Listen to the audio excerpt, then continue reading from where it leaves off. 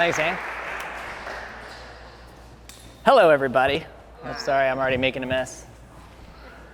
I am stoked to be here. It was kind of funny because I got CC'd into an email, and the email came from Mitch, and it was like, all right, guys, so doing a leadership retreat for GACAR, be here at Tech City, and I'm reading this email, and I'm thinking to myself, does he have the right person CC'd in on this email? And so like I respond back and I'm like, hey, like you CC'd me in on this, make sure you get the right person. And he responded back, he's like, oh, I definitely have the right person. I'm upping your game. I'm like, oh, okay. So thanks for upping my game, Mitch. No, but I'm excited to be here. Thanks for having me. I thought what I would do is spend a little time kind of painting this macro vision picture for you guys that I have for Gainesville and for the area, and then I would like to actually get a little more tactical and tell you some of the areas that I think are opportunities for you guys and the things that you can go back and execute today. So the first, when I think of Gainesville, a lot of people don't know this about me. I'm not going to go into my huge story about how I started this scooter company that's changed the world and impacted the entire university. But what I will do is let you guys know, like my dad, he was in the Air Force, and he was a fighter pilot, and I bounced around all over the place my first 18 years. And I'm still not 100% sure why, but I always wanted to be a Florida Gator. And so for, and I think a lot of it had to do with family. I had my cousin was here during the '96 era, and sent me the national championship T-shirt in the mail, and so definitely think that brainwashing probably helped get me here, right? But when I graduated high school, there was one place that I wanted to go, and one place that I applied to, and that was the University of Florida. Thankfully, I got in, and so that's what brought me here. But as a military kid, I bounced around every 2 to 3 years. Home is wherever the Air Force sent us. And so when I got here and I really, started going to school, like 4 years, like that made Gainesville home. Like this was my home. It's the longest I'd ever been in one place. And it's interesting to me now because luckily I saw an opportunity and I started a business and decided to stay. But the perception when I came here was, and I believe still is, you guys can correct me if I'm wrong, the perception is you go to Gainesville to go to school. You go to the University of Florida, this is a college town, and I still believe that Gainesville has this perception. This is where you go to school. And it's amazing to me because even yesterday, I'm like getting my hair cut. I'm going to light the lantern this weekend and got my hair cut. I'm talking to my stylist and he's saying, he's like, Gainesville has nothing for me. Getting into this conversation, he's like, I don't know how much longer I'm gonna be here. Gainesville doesn't have anything for me. And I can't tell you guys how much I hear those words, right? And that Gainesville is this college town and is perceived as this college town. And that's really what led to me starting this podcast last year. I started a podcast. It's called the WHOA G&V Podcast, the podcast bringing you businesses and individuals that make it go. Have you guys seen my podcast? Raise your hand if you've seen my podcast. Okay, for those of you that haven't, go look it up. WHOA G&V Podcast. But, I created this podcast to do 3 things. One, I really wanted to show off what was so great about Gainesville. I was like, all right, I'm going to, use this tool to show these college students that are coming out of a top 7 university, hey, this is a place where you can actually stay and raise a family and call home. Like you don't have to leave. Like I know that a lot of people are going to leave, but if we could keep a larger percentage of this top 7 talent right here, that's going to be good for Gainesville. The second thing was, it's a podcast. It goes out everywhere. It's content. I'm like, all right, hopefully other people will hear this and say, you know what, this place is amazing. Like, let me think about moving there, or let me think about moving my business there. And guys, I kid you not, in the first year, like last year, I had somebody reach out to me and say, hey man, I used to like live in Gainesville and I moved away from Gainesville, and your podcast, I started listening to your podcast, and it sounds like a lot of things have changed and it's heading the right direction. I'm moving my company back to Gainesville because of your podcast. So that was the second mission, right? Let's do that. Have all these alarms going off saying, drink water. Don't ever drink enough water in the day. So my wrist starts buzzing, drink water. Sometimes it's the allergy one. It's like, I have one that goes off at like 10:30, says, take your allergy medicine. Then I have one that goes off at 2:45, says, did you really take your allergy medicine? Because I never get to. So, and then the third thing was to like really make everybody aware of each other. You guys, it's amazing to me how many people I've brought in and interviewed, and then people reach out to me and go, I had no idea that business even existed in this town. Like, it's incredible to me that these are the things that I'm hearing. And so I created this podcast to help with that, right? And that was the thing that I knew that I could do because I'm a marketer. You know, and the whole reason was that I even got the idea to start it was because I serve on the chamber board of directors. Last year, there was a bunch of these meetings happening. I mean, I'm sure Mitch was there. I mean, there's a lot of these meetings, and maybe some of you guys were there. You know, hey, we got Santa Fe College, the University of Florida, the city of Gainesville, you know, the Chamber of Commerce. We have all these organizations really trying to get on the same page and going in the same direction. What's the vision for this community? And I love that, and I'm honored that I even get to play a role in that. But as an entrepreneur, the one thing that I always ask myself is, all right, like, what can I do? What can I do? And that answer was a podcast. So what I want to kind of challenge you guys today is like, what is it that you can do? Right? What is your vision? What are the things that you can execute?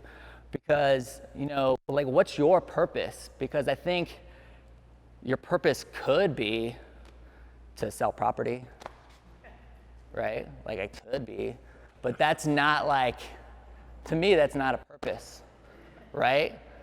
For me, when I think about what you guys do, you guys are introducing people into this community. Like, what are you doing to make them feel at home?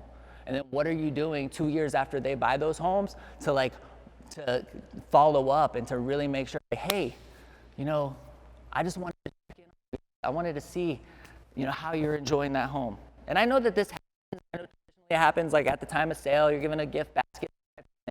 But I really wanted to encourage you guys to follow up like years later. Continuously invest into those relationships and continuously ask yourself why you are doing this. Because I just believe that if you can discover a passion that's much more than selling a piece of property, our community is going to be so much greater for that. Now I'll get into a little like more of a tactical side, right? Like, one of the things that I constantly get asked about from real estate agents, and really just agents in general, insurance agents, any type of agent, is personal brand, right? You hear this term, personal branding. And like, Collin, like, I know that you do a great job of building a personal brand. How can I build a personal brand? And the first question that I always ask is why? Like, why do you want to build a personal brand? Okay, now I know my why for building a personal brand. I want to be one of Gainesville's most impactful entrepreneurs.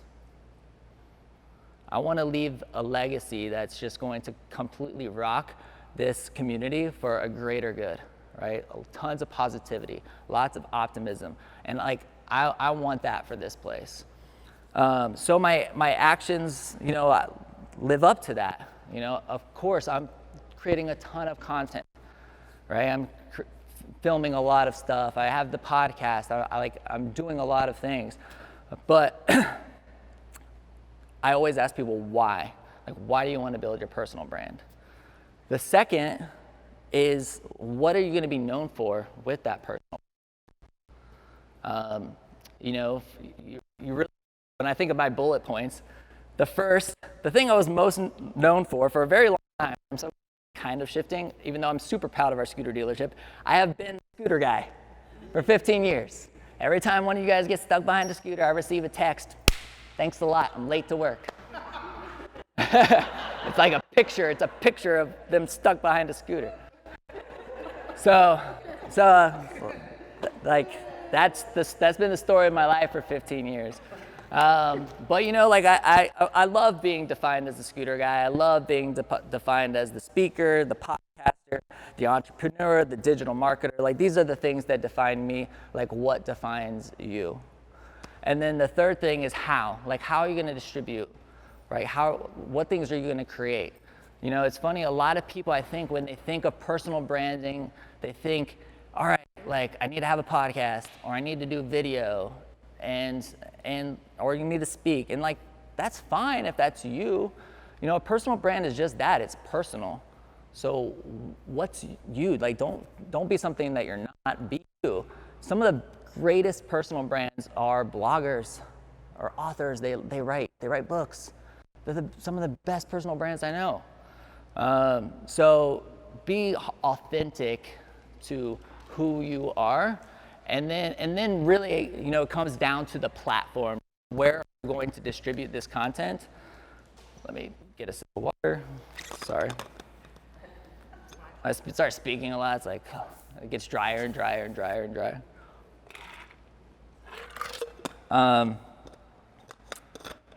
But you know, of course, we get overwhelmed, right, by social media platforms because it seems like there's a new one every single day. It's like something else is always coming out. It's so hard to stay on top of it, and we got to run a business, and I completely empathize, and I get it. But in today's day and age, like if you're not using social media regularly to put out content and build your brand, you're missing a huge opportunity. And if I was going to say there's one place that I think all of you should be posting regularly right now, it's actually LinkedIn. Like, how many people post on LinkedIn regularly? 1, 2? You know, it's funny. LinkedIn has what I call the 7 degrees of Kevin Bacon, or 6 degrees of Kevin Bacon. Who remembers like the 6 degrees of Kevin Bacon? Yeah, so true story, yesterday I was meeting with a young founder, and I'm like, yeah, LinkedIn's the 6 degrees of Kevin Bacon. And she's like, what? I'm like, Kevin Bacon. I was like, do you know who Kevin Bacon is? She's like, no. I'm like, how old am I? But this is what LinkedIn reminds me of, and I'll everybody, so who's familiar with the 6 degrees of Kevin Bacon? Okay, the majority of you guys. Okay, well, this is like a theory that like, hey, between like me and Kevin Bacon, there's six connections or less, right? Like that's the theory. And all I can think of is like Footloose right now. And LinkedIn, it's really unique, right? So if I'm connected with Lisa and I'm posting content and Lisa comments on the content, even if I'm not connected directly to you guys, you will see my content or have the ability to see my content because you would be what's considered a second connection, okay, or a third connection. So that's the opportunity, is that there's a lot of organic reach there right now. And by engaging and commenting and liking other people's content, that just bleeds out. You can see other people's posts, even if you're not directly connected to them. And of course, hashtags are popular on LinkedIn as well. There's just a lot of opportunity to build brand, tons of organic reach.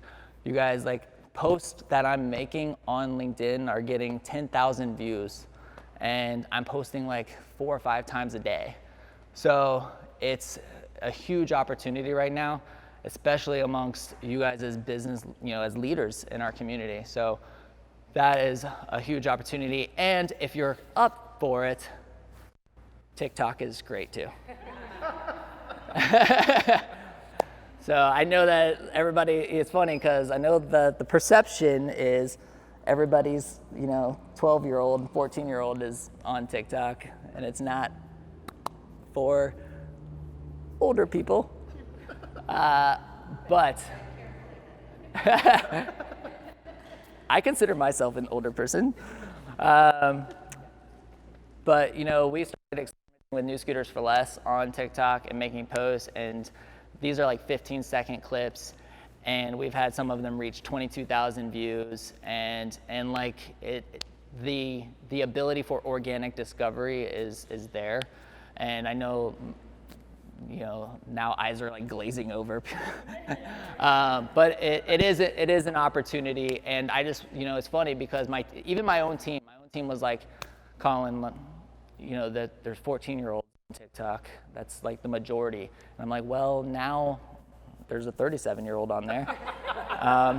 You know, and there's more, believe me. And you know, the thing that I think we forget is that these platforms age up, and they age up really quick, okay? I don't know, I mean, I was on MySpace. Who was on MySpace? Yeah? My username, Collin all the girls. Shannon did not appreciate that. She was my girlfriend at the time. She became my wife, but that was my username. And I was on Facebook in 2004 when Facebook came out. You had to have, it was created for college students. Facebook was for college students, right? Like I had a ufl.edu email address to even access Facebook. And now it's for old people. I'm just telling you guys, this is the perception. So I just want you to realize that there are opportunities. We need to be engaging on these platforms regularly and posting several times a day. And I know that can be super overwhelming when we have a million other things to do, but there is a lot of opportunity in those areas. That's something I'm extremely passionate about. That's how I've built brand for my company, for myself, for my podcast. It's been through these social media platforms. So I would just encourage you guys to not ignore them. And of course, I'm happy to help any way that I can.